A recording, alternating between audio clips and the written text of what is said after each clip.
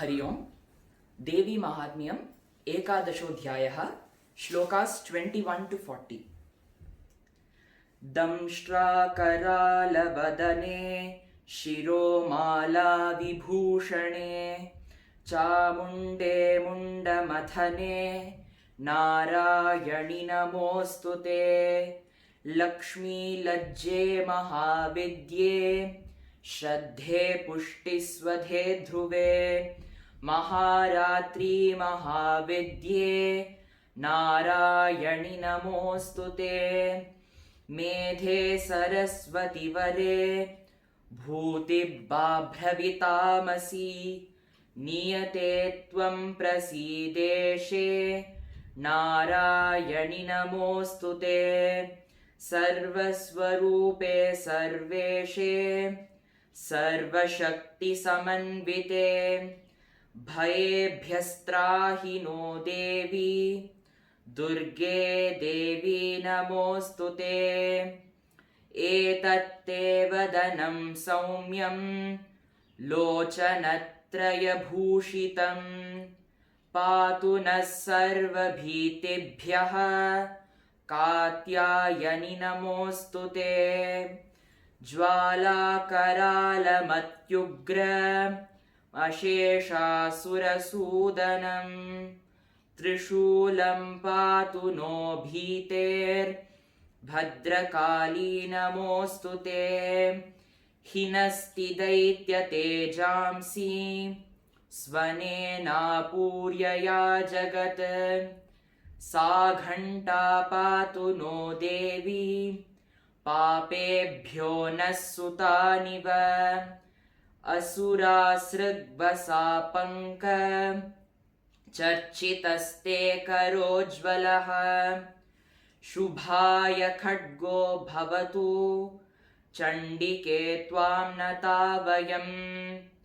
रोगानशेषाणपहंसि तुष्टा रुष्टा तु कामान् सकलानभीष्टान् त्वामाश्रितानां न विपन्नराणां त्वामाश्रिता ह्याश्रयतां प्रयान्ति।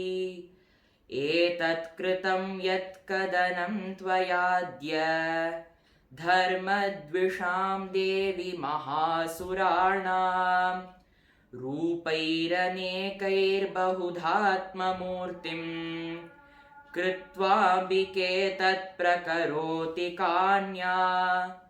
विद्यासु शास्त्रेषु विवेकदीपेष्वाद्येषु वाक्येषु च का त्वदन्या।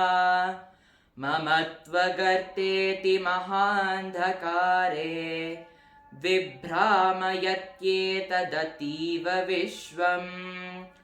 रक्षांसि यत्रोग्रविशाश्च नागा यत्रारयो दस्युबलानि यत्र दावानलो यत्र तताब्धिमध्ये तत्र स्थिता त्वं परिपासि विश्वम्। विश्वेश्वरी त्वं परिपासि विश्वम्। विश्वात्मिका धारयसीति विश्वम्। विश्वेशवन्द्या भवती भवन्ति विश्वाश्रया ये त्वयि भक्तिनम्राः। देवी प्रसीद परिपालय नोरिभीतेः नित्यं यथासुरवधादधुनैव सद्यः।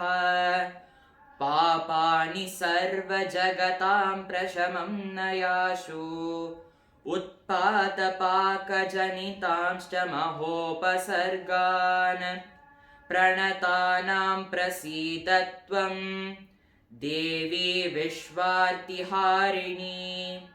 त्रैलोक्यवासिनामीड्ये लोकानां वरदा भव।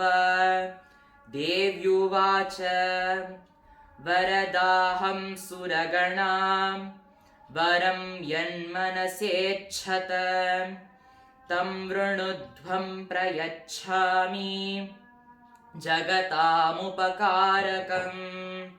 देवा ऊचुः सर्वाबाधाप्रशमनं त्रैलोक्यस्याखिलेश्वरी एवमेव त्वया कार्यम् अस्मद्वैरिविनाशनम् देव्युवाच वैवस्वतेऽन्तरे प्राप्ते अष्टाविंशतिमे युगे शुम्भो निशुम्भश्चैवान्या वुत्पत्स्येते महासुरौ